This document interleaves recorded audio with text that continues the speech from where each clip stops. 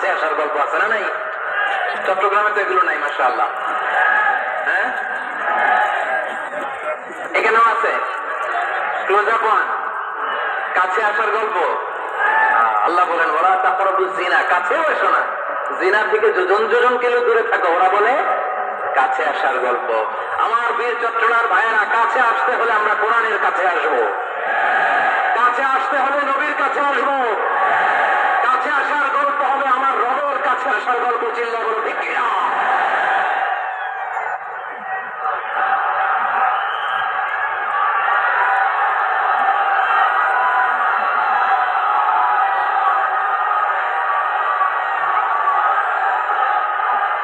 বসুন বসুন আমার ভাইয়েরা। তাহলে অশ্লীলতার সাথে আমাদের কোন সম্পর্ক?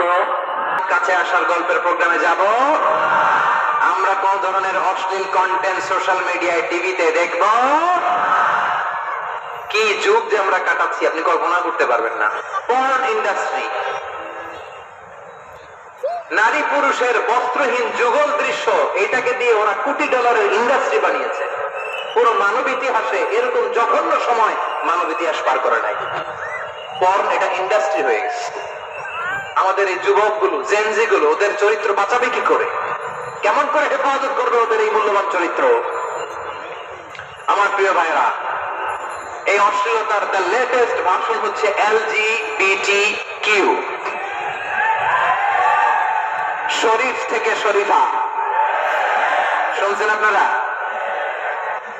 দেখতে পুরুষ, আসলেই পুরুষ, সুস্থ একজন পুরুষ, 4 সন্তানের বাবা, বলে আমি মনে মনে নারী।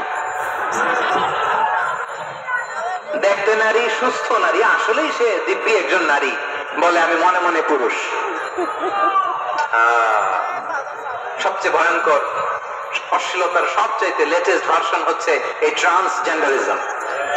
সুস্থ পুরুষ তার বায়োলজিক্যাল গ্রোথ কে হরমোন দিয়ে স্টপ করে দিয়ে সে সার্জারি করে নারী হতে চায়, সুস্থ নারী পুরুষ হতে চায়। পুরুষ পুরুষের প্রতি সেক্সুয়ালি আকর্ষণ বোধ করে, এটা লূত আলাইহিস সালামের কওমের মধ্যে ছিল।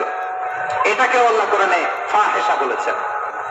ওয়ালুতান ইয قال لقومه أتأتون الفاحشة ما سبقكم بها من أحد من العالمين। লূত আলাইহিস সালাম বললেন, তোমরা কি এমন এক অশ্লীল কার্যক্রমে ডুব দিলে নাকি যেটা গোটা বিশ্বের কেউ কখনো করে নাই, তোমরাই প্রথম করেছো? পড়েন নাউযুবিল্লাহ। এই পশ্চিমের এই রোগ আমার দেশে যেন আসতে না পারে, আমাদের সজাগ থাকতে হবে। প্রিয় ভাইরা, চিল্লা বলেন ঠিক কিনা? পশ্চিমের অবস্থা ভয়ঙ্কর। পাশ্চাত্যে, আমি যুক্তরাষ্ট্রে ছিলাম অনেকদিন, কয়েক মাস, বিভিন্ন স্টেটে ঘুরেছি।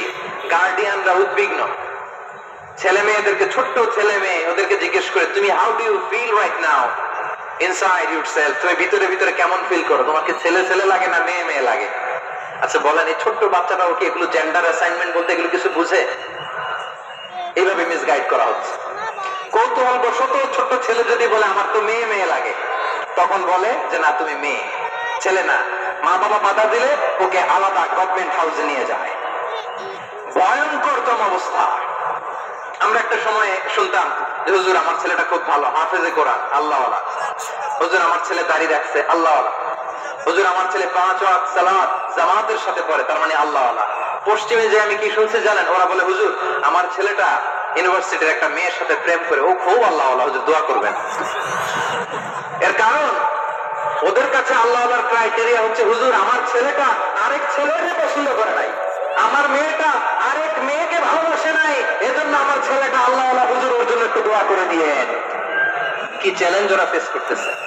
ওনার ছেলে যে আরেক ছেলেরে বিয়ে করবে না, এটাতেই উনি খুশি যে আলহামদুলিল্লাহ আমার ছেলেটা একটা মেয়েরে ভালোবাসে, আমার মেয়েটা একটা ছেলেরে ভালোবাসে, মানে এটা খুব আল্লাহওয়ালা। নাউজুবিল্লাহ পড়তে পারলেন না? এজন্য অশ্লীলতার সাথে আমাদের কোন সম্পর্ক।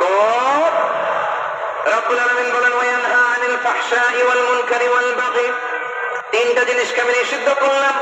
1 নাম্বার হলো ফাহশা, অশ্লীলতা। 2 নম্বরে হলো মুনকারের সমস্ত মন্দ কাজ। আপনাদের মনোযোগ আছে না? শেষ করে দিব।